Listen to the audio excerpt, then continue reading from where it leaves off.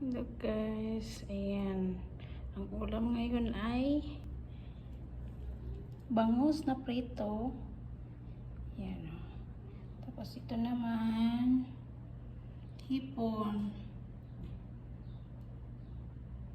Ito may gulay tayo guys, yung munggo. Munggo.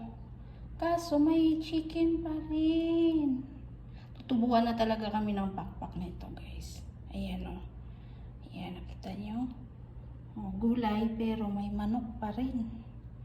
Ayan, may kanin tayo. Pero kunti lang kakainin natin. Kasi bawal ang madaming kinakain. Okay? Ito na guys. Ulam for today is yan.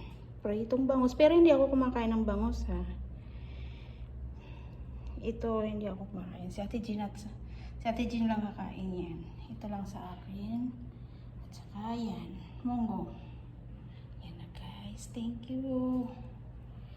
Thank you Lord sa pagkain namin araw-araw. Kahit pa paano.